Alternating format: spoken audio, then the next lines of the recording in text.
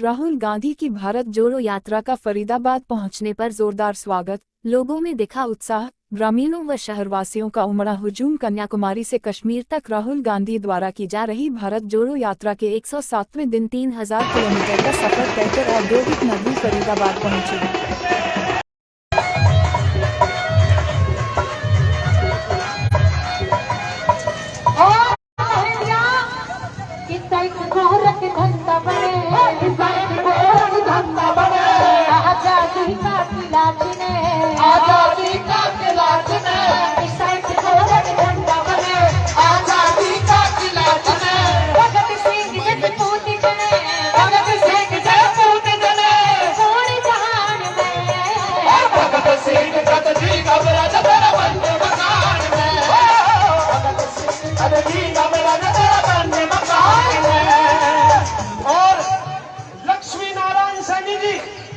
फरीदाबाद से 500 रुपए से हमें सम्मानित करते हैं।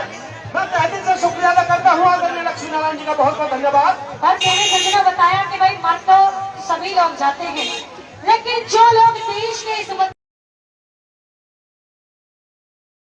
मीडिया कोऑर्डिनेटर जयराम रमेश, पूर्व मुख्यमंत्री भूपेंद्र सिंह हुड्डा, प्रदेश कांग्रेस अध्यक्ष उदय भान, राज्यसभा सांसद दीपेंद्र हुड्डा, यात्रा के जिला कोऑर्डिनेटर विजय प्रताप सिंह विशेष रूप से मौजूद थे। विजय प्रताप द्वारा यात्रा के स्वागत के लिए पीयूष महेंद्रा मॉल पर तैयारी की गई थी। शहर के हर चौराहे, हर मोड़ पर जहां से यात्रा निकलनी थी, कांग्रेस के झंडे, बोर्ड, बैनर, होर्डिंग व कटआउट लगे थे। शहर कांग्रेस के रंग में रंगा नजर आ रहा था। हर जगह लोगों व कार्यकर्ताओं में भारी उत्साह देखने को मिला। यात्रा बखल विधानसभा में प्रवेश कर गई। यात्रा का NH 3 नंबर पुलिया पर हरियाणा सरकार में मंत्री रहे वरिष्ठ कांग्रेस नेता महेंद्र प्रताप सिंह ने यात्रा का स्वागत किया। इसके बाद यात्रा ऐतिहासिक दशहरा ग्राउंड के सामने स्थित पीयूष महेंद्रा मॉल पहुंची। यहां पर यात्रा के जिला कोऑर्डिनेटर विजय प्रताप सिंह, प्रदेश प्रवक्ता तरुण तेवतिया, पूर्व विधायक रघुबीर तेवतिया के नेतृत्व हजारों की संख्या में कांग्रेस जनों ने राहुल गांधी का गर्मजोशी के साथ स्वागत किया।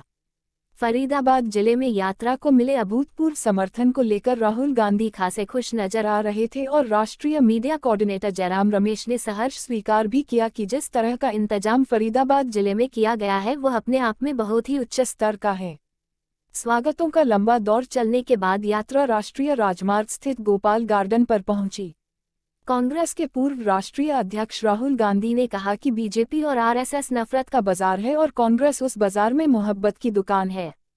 यह लोग नफरत फैलाते हैं, हिंसा फैलाते हैं, डराते हैं, जबकि हम मोहब्बत फैलाते हैं और हम डरते नहीं। फरीदाबाद में भारत जोड़ो यात्रा के सफल आयोजन को लेकर जिस तरह से यात्रा के कोऑर्डिनेटर विजय प्रताप ने कांग्रेसी कार्यकर्ताओं के साथ मिलकर रूपरेखा तैयार की वह वास्तव में काबिले तारीफ रही, जिसे लेकर राहुल गांधी ने दीपेंद्र हुड्डा और विजय प्रताप को वेल डन कहा।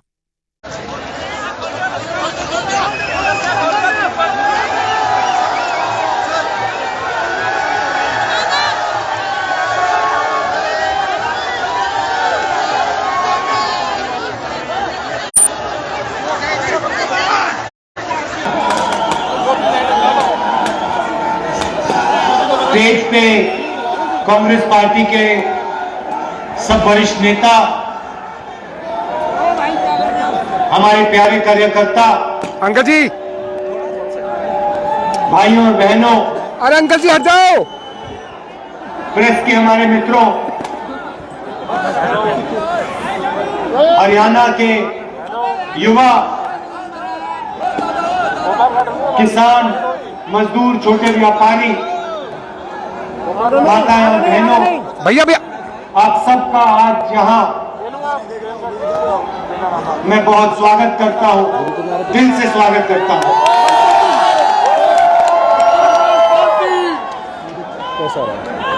जब नरेंद्र मोदी जी 2014 का चुनाव लड़ रहे थे, जब वो 2019 का चुनाव लड़ रहे थे, तो उन्होंने एक नारा दिया था, आपको याद होगा, कांग्रेस मुक्त भारत। याद है आपको? याद है ना?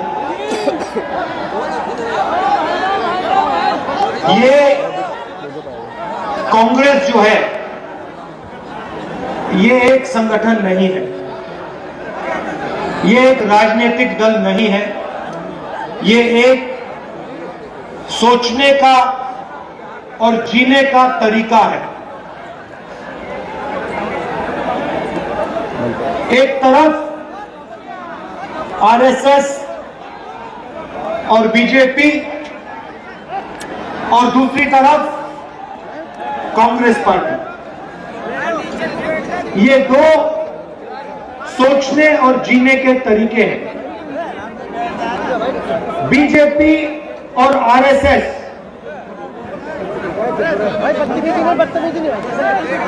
नफरत की बाजार, कांग्रेस मोहब्बत की दुकान उसी नफरत के बाजार में। तो नरेंद्र मोदी जी अपने संगठन को समझ लिए, नफरत, हिंसा और डर जो आरएसएस और बीजेपी के लोग फैलाते हैं, उसको नरेंद्र मोदी जी समझ गए।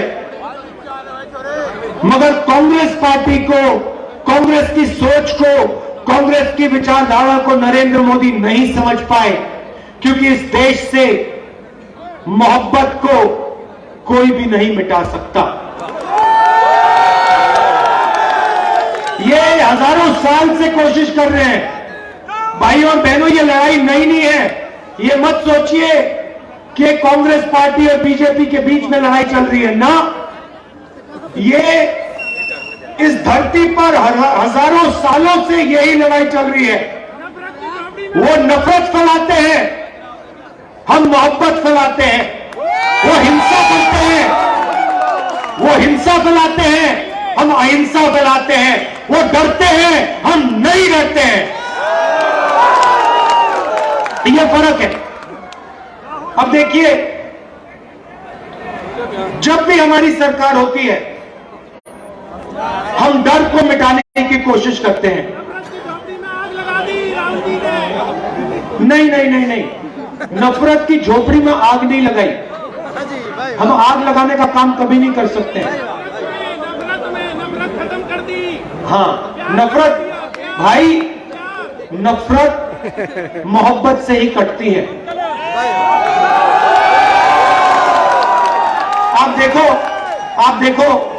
आप देखो मजे की बात मैं आपको सुनाता हूं। नरेंद्र मोदी जी ने हजारों करोड़, सुनो, देखो मैं तपस्या और मोहब्बत की बात आपको समझा देता हूं, बता देता हूं, और आप सब इसको समझोगे। नरेंद्र मोदी जी ने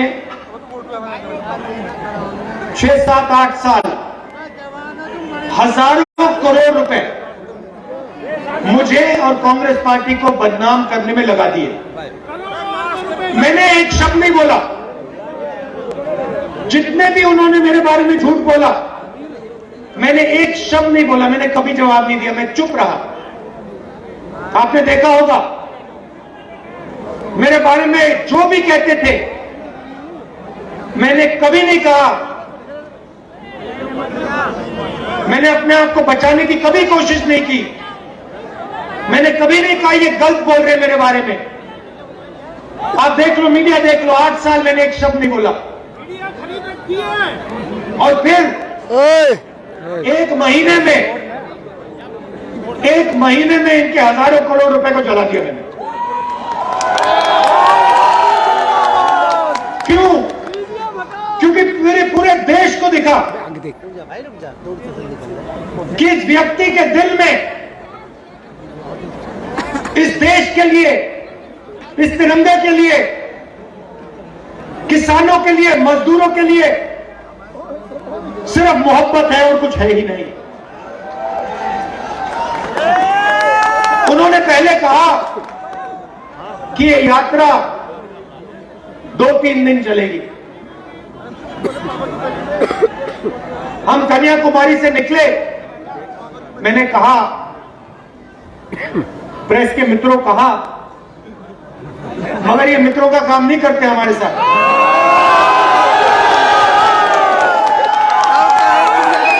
देखो पीछे घूम के देख रहे हैं,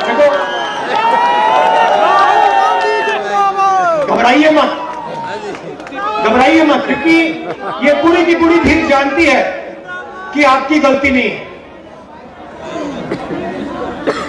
आप पर लगाम बांधी हुई है, आप बंधे हुए हो,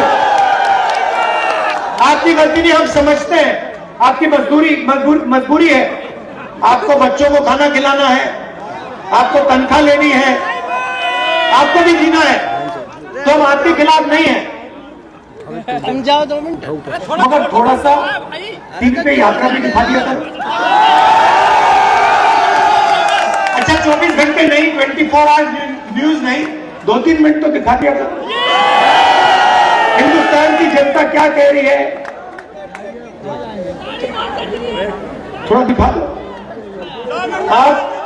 आप 24 घंटा अंबानी जी और अदानी जी की बात रखते हो, जनता की भी रख दो 2 मिनट।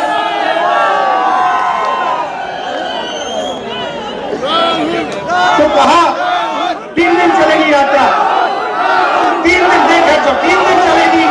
फिर हम केरला आए, सुनो, फिर हम केरला आए, केरला में कहते हैं केरला में कांग्रेस मजबूत है भाई फोटोग्राफर। कर्नाटक में बीजेपी की सरकार है, वहां पे यात्रा फ्लॉप होगी। ठीक है, हमने कुछ नहीं कहा।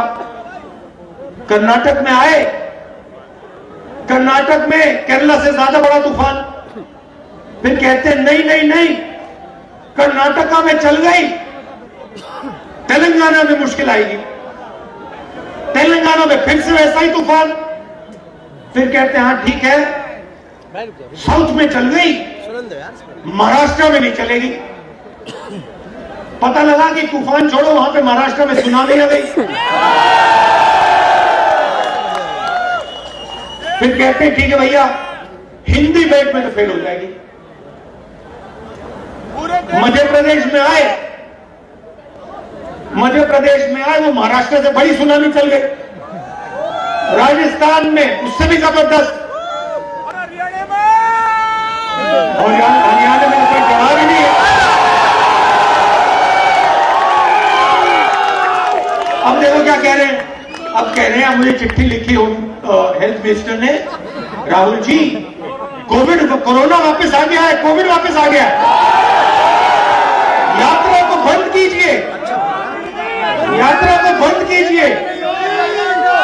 अच्छा, बाकी हिंदुस्तान में पब्लिक मीटिंग जितनी करानी करा लो, बीजेपी करा सकती है, मगर जहां भारत जोड़ो यात्रा चल रही है वहां पे कोरोना और कोविड है।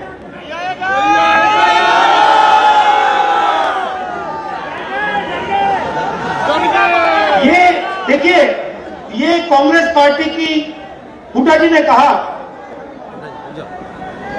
आने वाला समय कांग्रेस पार्टी का है, मैं उसको थोड़ा बदलना चाहता हूं। ये जो कांग्रेस पार्टी है, ये आपका औजार है, ये आपका हथियार है। किसका? किसानों का, मजदूरों का, छोटे व्यापारियों का, युवाओं का, ये उनका हथियार है। नहीं आ रही है, देखिए। तो आने वाला समय कांग्रेस पार्टी का नहीं होगा, बटन तब क्या?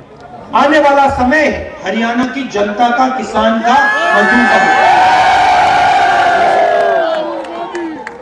जरूर कांग्रेस पार्टी आपके साथ खड़ी होगी, मगर समय कांग्रेस पार्टी का नहीं, आपका होगा। 3000 किलोमीटर भाइयों और बहनों में चला हूं, बारिश में, गर्मी में, सर्दी में,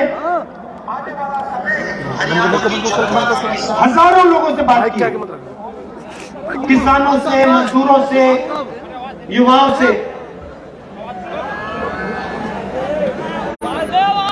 युवाओं से पूछता हूं क्या पढ़ा तुमने? भाई कहते हैं इंजीनियरिंग की, कोई कहता है डॉक्टर बनना चाहता हूं, कोई कहता है मैंने आईएएस की तैयारी की। फिर मैं पूछता हूं इंजीनियर बनना था, अब क्या कर रहे हो? कहते हैं पकौड़े तल रहे हैं। पकोड़े तल रहे हैं, मिर्ची के पकोड़े, प्याज के पकोड़े, ऊबर गाड़ी चला रहे हैं, मजदूरी कर रहे हैं, और जो मजदूरी ऊबर नहीं चला रहे हैं, मजदूरी नहीं कर रहे हैं, वो कहते हैं हम तो बेरोजगार हैं।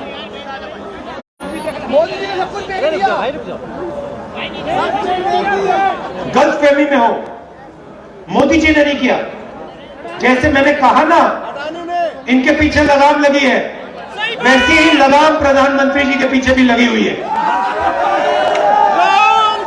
सरकार नरेंद्र मोदी की नहीं है, गलतफहमी में मत रहिए। नरेंद्र मोदी जी की सरकार नहीं है, अदानी और अंबानी की सरकार है।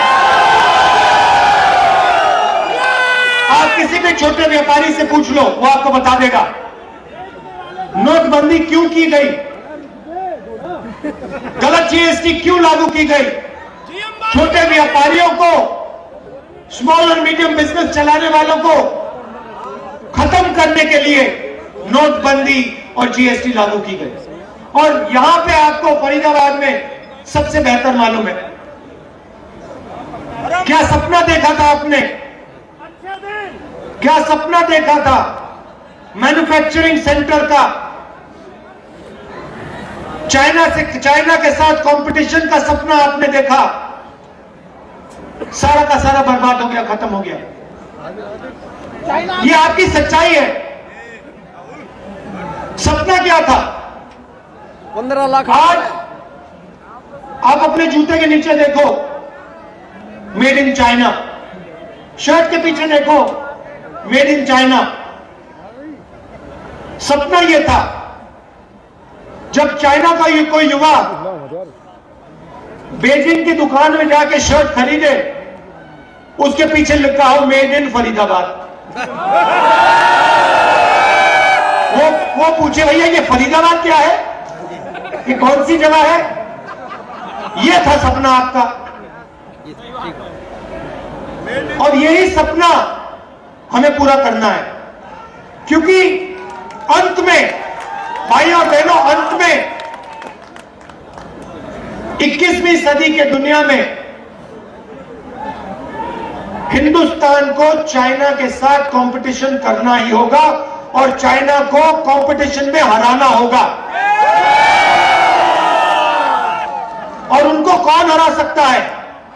उनको हिंदुस्तान के 2-3 अरबपति नहीं हरा सकते हैं। उनको हिंदुस्तान का किसान, हिंदुस्तान का छोटा व्यापारी, हिंदुस्तान का युवा, हिंदुस्तान के स्मॉल और मीडियम बिजनेस चलाने वाले लोग कंपटीशन में हरा सकते हैं, पटक सकते हैं। आजकल बीजेपी आरएसएस ने क्या किया? हिंदुस्तान को बांटने का काम किया, पूरे हिंदुस्तान में नफरत फैला दी। चलने से पहले मैंने सोचा था, कन्याकुमारी से शुरू करने से पहले मैंने सोचा था पूरे देश में नफरत है, मैं घबराया हुआ था।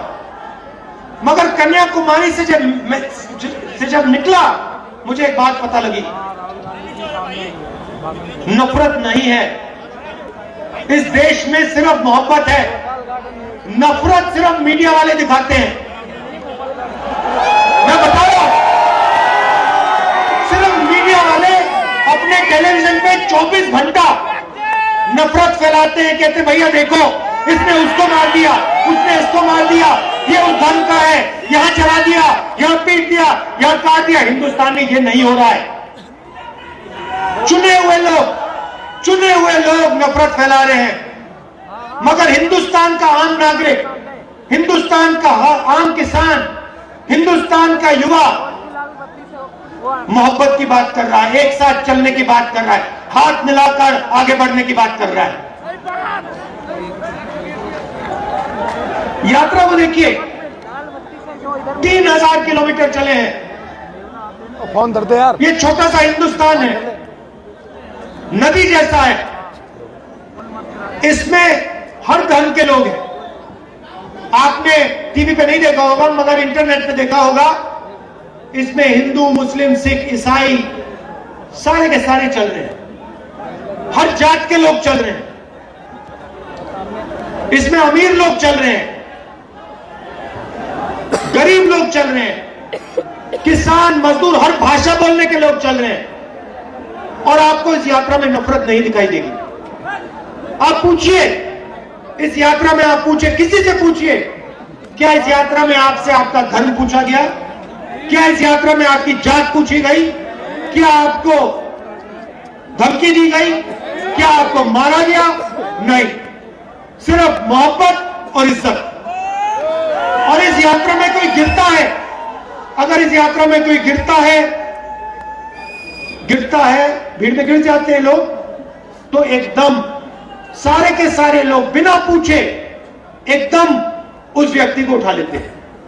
हमारे पीसीसी प्रेसिडेंट से आप पूछ लीजिए, कल ये गिरे, मैंने देखा जैसे ही ये गिरे 5 लोगों ने इनको उठा दिया। किसी ने ये नहीं पूछा भैया तुम्हारा धर्म क्या है, तुम्हारी जात क्या है, तुम अमीर हो या गरीब हो, स्त्री हो या पुरुष, नहीं, एकदम उठा लिया। तो यही है हिंदुस्तान,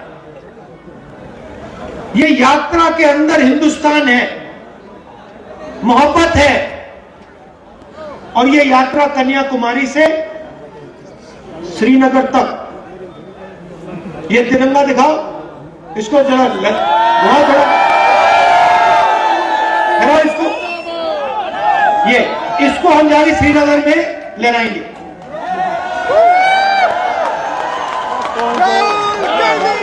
और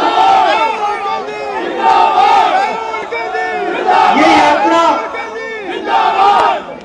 बेरोजगारी के खिलाफ है,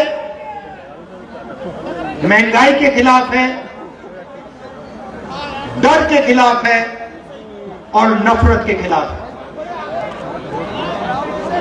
पिछले सालों में आप इनकी सब पॉलिसीज देख लीजिए, यूपीए की पॉलिसीज देखिए। मैं आपसे पूछता हूं, मनरेगा ने डर मिटाया? डर मिटाया मनरेगा ने मजदूरों के दिल में? जब हमने किसानों की कर्जा माफी की, डर मिटाया? जब जमीन अधिग्रहण बिल लाए, डर मिटाया? मिटाया? नोटबंदी ने डर मिटाया? गलत जीएसटी ने डर मिटाया? कोविड के समय इन्होंने जो किया उससे डर मिटा? जब किसान को बीमा नहीं मिलता डर मिटता है? ये तो इनकी सारी की सारी पॉलिसीज, बेरोजगारी से डर मिटा? इनकी सारी की सारी पॉलिसीज डर फैलाने की पॉलिसीज है। ये चाहते हैं कि किसान, मजदूर, युवा सबके दिल में डर हो, क्योंकि वो उस डर को नफरत में बदलते हैं।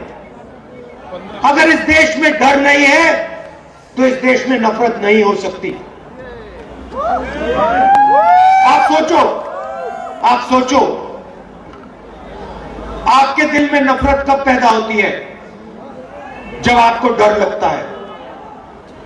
जब आपको डर नहीं लगता तो नफरत नहीं पैदा हो सकती है। और यही आरएसएस के लोग करते हैं,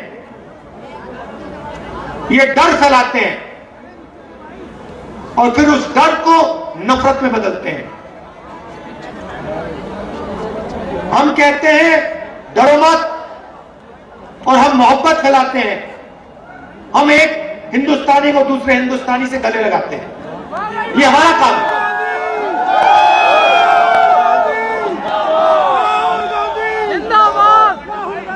आपने इतना प्यार दिया, देखिए आसान काम नहीं है। मैंने सोचा था जब कन्याकुमारी से निकले, सभी यात्रियों ने सोचा भाई 3600-700 किलोमीटर आसान काम नहीं है। हिंदुस्तान के लिए हमने ये काम शुरू किया, मगर हमने सबने सोचा था कि आसान काम नहीं है। मगर 10 दिन में अजीब सी बात होनी शुरू हो गई। हम सुबह उठते, आमतौर से आदमी सुबह उठता है, फ्रेश होता है ना, जगने के बाद फ्रेश होता है। और शाम को थोड़ी थकान आ जाती है, सही बात। अजीब सी बात यह थी कि हम 5 बजे उठे, 7-8 घंटे चले और शाम को कोई थकान नहीं। आप किसी भी यात्री से पूछ लो, किसी को थकान नहीं हो रही। आप मेरा चेहरा देखो, क्या आपको लग रहा है, मेरे चेहरे पे लग रहा है कि मैं 3000 किलोमीटर चला हूं ना? क्यों? क्योंकि आपने अपनी शक्ति हमें दी, हम अपनी शक्ति से नहीं चले, हम अपनी शक्ति से नहीं चले हैं, हम आपके प्यार और आपकी शक्ति प्रयोग करके चले हैं, आपने हमें चलाया है। तो इसके लिए मैं आपको दिल से धन्यवाद करना चाहता हूं। राहुल गांधी, लाखों करोड़ों लोग आए, हर स्टेट में आए, हर जात के लोग, हर धर्म के लोग, गरीब लोग, अमीर लोग, माताएं बहनें सब आए, सबने अपना प्यार दिया, मदद की, किसी को चोट लगी पट्टी की, चाय पिलाई, खाना दिया। हिंदुस्तान ने हमारी मदद की है और हम इसको कभी नहीं भूलेंगे, पूरी जिंदगी भर नहीं भूलेंगे। और जो आपने हरियाणा में हमारा स्वागत किया, जबरदस्त स्वागत आपने हमारा किया, इसको हम कभी नहीं भूलने वाले हैं।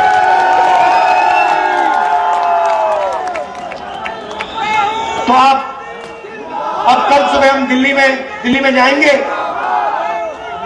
मगर कुछ ही दिन बाद हम फिर से हरियाणा में आएंगे और आपके साथ 6-7 दिन चलेंगे।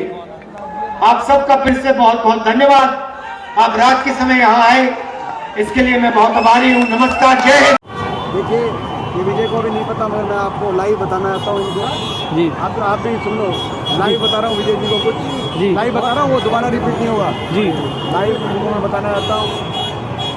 अभी जब राहुल जी स्टेज से उतर रहे थे तो राहुल जी को मैंने कहा कि राहुल जी अच्छा जी अलविदा, तो उन्होंने गले से लगाया और कहा कि दीपू वेल डन। और वेल डन का मतलब ये है कि वो मेरे को तो क्या मेरा दिखा जी, मगर वो वेल डन का मतलब वेल डन फरीदाबाद जी, वेल डन विजय प्रताप।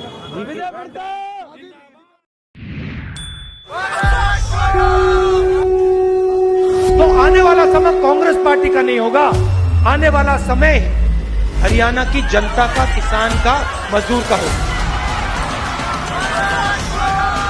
मेरे दुख के लिए, देश के लिए मेरे भाई ने कैसे बता, मेरा भाई राम